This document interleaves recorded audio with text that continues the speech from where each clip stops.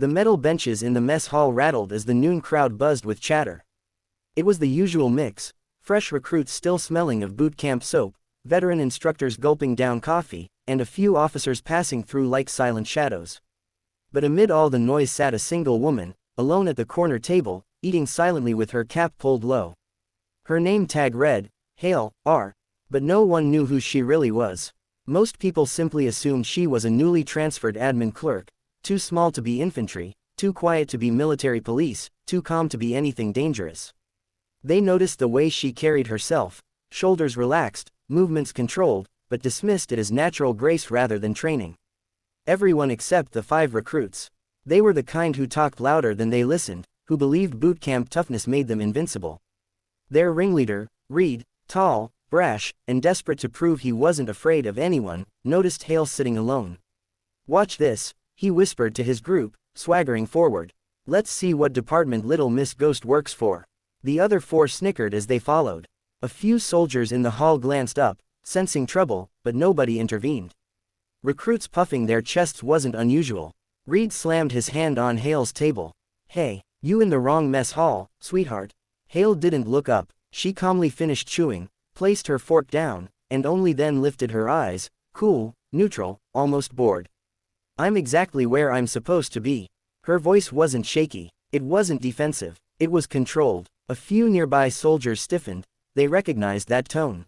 But the recruits didn't. "Ah, she talks," one of them laughed.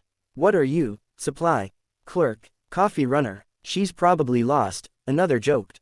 "Need us to escort you to your desk job?" Hale blinked slowly, an expression that looked almost like disappointment rather than annoyance. "I'm warning you," she said softly, "walk away." Reed smirked. "Or what?" And that was the moment the hallway's air changed, like the pressure dropped, like something invisible cracked through the space. Hale rose from her seat. She wasn't tall. She wasn't bulky. She wasn't even visibly armed. But the way she stood forced the recruits a half step back without realizing it. Her posture shifted, aligning perfectly, hips grounded, shoulders loose, hands open. Not a stance of fear. A stance of someone who had ended fights before they started. Reed scoffed and moved to grab her arm. He never touched her. In a blur, Hale pivoted, locked his wrist, and brought him to his knees with controlled force, fast, clean, and precise. The other recruits froze a second too long, and that was their mistake. Hale moved like lightning. No flashy attacks, just efficient takedowns taught only in places where hesitation gets people killed. Within 40 seconds, all 5 recruits were flat on the ground, disarmed, immobilized, and staring up at her like she had descended from another world. The mess hall had gone silent. A tray clattered somewhere in the back. Someone whispered, "Oh, God." Because then Hale pulled out her ID. Not the standard green access card. Not even an officer badge. But a trident. The Navy SEAL insignia glinted under the fluorescent lights, earned in blood, sweat, and near impossible survival. The recruits, faces drained of all color. Reed's voice trembled. You're a SEAL." Hale holstered the card calmly. "Retired from Team 6. Now working as your advanced combat instructor." Groans echoed across the room. "You 5, she said, pointing at each in turn with the sternness of someone who had buried teammates and survived things these recruits couldn't imagine. "Report to Training Field Bravo at 0500. Don't be late." The recruits nodded frantically. Hale turned to leave, but paused, her voice carrying across the silent mess hall.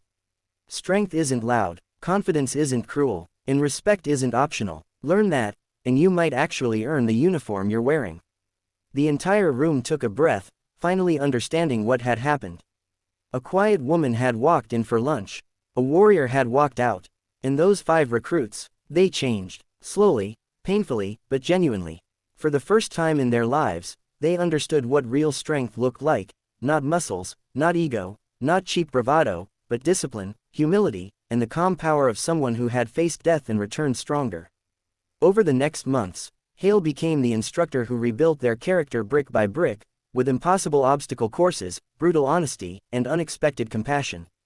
Reed eventually thanked her, awkwardly, sincerely, because she hadn't humiliated them for fun. She had saved them from themselves.